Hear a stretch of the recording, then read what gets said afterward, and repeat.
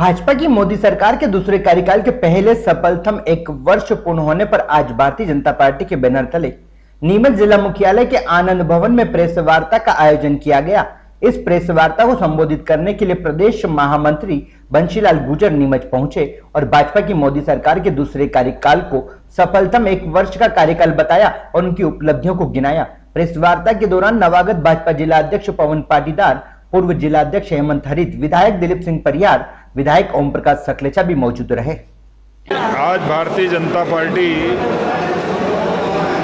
ने नीमच जिले में प्रेस वार्ता का आयोजन किया है और ये प्रेस वार्ता मोदी जी की सरकार के दूसरे कार्यकाल के सफलतम पहले वर्ष को लेकर के और ये प्रेस वार्ता आयोजित की गई है। वास्तव में नरेंद्र मोदी जी जैसा नेतृत्व देश को मिला है और मोदी जी के नेतृत्व में उनके दूसरे कार्यकाल में बीता 1 वर्ष बहुत ऐतिहासिक है। इस वर्ष में मोदी जी ने जो बड़े बड़े निर्णय किए हैं वो वास्तव में देश को बहुत तेज गति से आगे बढ़ाने वाले निर्णय हैं।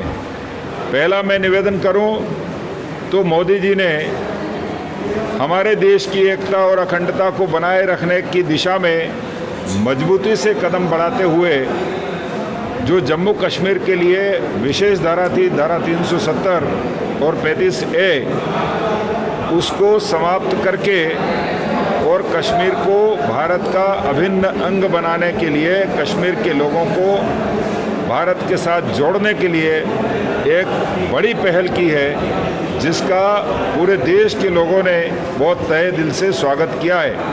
आज जम्मू कश्मीर में भी नागरिक अधिकार बहाल हुए हैं और जो 4 परिवारों का राज्य था, आज वहाँ के नागरिक ये महसूस करते हैं कि वो भारत के नागरिक हैं, उनको अपने नागरिक अधिकारों का भी लाभ मिल रहा है और भारत सरकार की योजनाओं का भी लाभ मिल रहा है।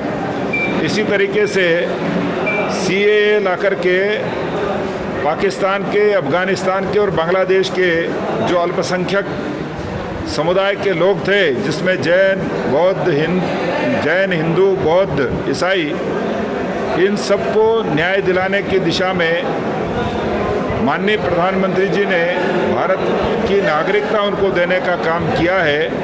हम सब जानते हैं कि जब देश आज़ाद हुआ तो 23% अल्पसंख्यक पाकिस्तान में रहते थे, हिंदू, सिख, ईसाई, बौद्ध और जैन।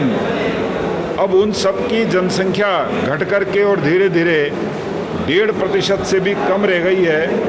वो इस बात को परिलक्षित करती है कि या तो उन्होंने देश छोड़ दिया है, या धर्म परिवर्तन कर लिया है, या वो वहाँ से पलायन करके अन्य कहीं चले गए। उन लोगों को संरक्षण करना जरूरी था। उस काम को मोदी जी की सरकार ने किया और धार्मिक अल्पसंख्यकों को देश की नागरिकता देने का काम किया जा रहा है। तीसरा बड़ा काम किया मोदी जी की सरकार ने कि इस देश में जो मुस्लिम बहनें हैं, उन मुस्लिम बहनों को 3 तलाक की प्रताड़ना से मुक्ति दिलाई है। ये भी बड़ा काम है। चौथा बड़ा काम है कि हमारे देश में राम मंदिर पर हमेशा हम कहते थे रामलला हम आएंगे, मंदिर वहीं बनाएंगे। मोदी जी की सरकार ने एक स्वस्थ वातावरण बना करके और सुप्रीम कोर्ट में लगातार सुनवाई करवा करके और माननीय सुप्रीम कोर्ट ने निर्णय दिया कि जो जन्मभूमि है वो रामलला की होगी और वहाँ भव्य मंदिर का निर्माण किया जाए। हमें खुशी है कि वहाँ भव्य मंदिर का निर्माण भी प्रारंभ हो गया है। मोदी जी की सरकार ने ऐतिहासिक पहल करके और वहाँ मंदिर निर्माण का भी मार्ग प्रशस्त कर दिया है।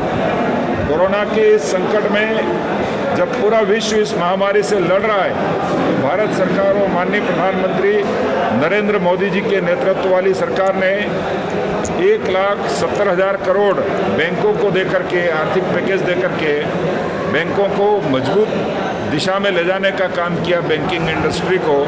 और उसके साथ ही देश के छोटे उद्योग, बड़े उद्योग, किसान, मजदूर और अन्य व्यवसायी, इन सब के लिए भी 20 लाख करोड़ का पैकेज जारी करके और कोरोना के इस संकट काल में देश मजबूती से खड़ा रहे, देश आत्मनिर्भर हो जाए। इसलिए आत्मनिर्भर भारत की तरफ अपने कदम बढ़ाने का काम भारत सरकार ने मोदी जी के नेतृत्व में किए हैं। आज उन्हीं बातों को लेकर के यहाँ हमने प्रेस कॉन्फ्रेंस की थी और मोदी सरकार के दूसरे कार्यकाल के 1 वर्ष की उपलब्धियाँ आप सब मित्रों के माध्यम से जनता तक पहुंच जाए, उसके लिए आज हमने आप सबसे बात की है। मैं अपेक्षा करता हूं कि आप सब मित्र मिलकर के और मोदी जी की सरकार की उपलब्धियों को आम जनमानस तक पहुंचाने का काम करेंगे। बहुत बहुत धन्यवाद।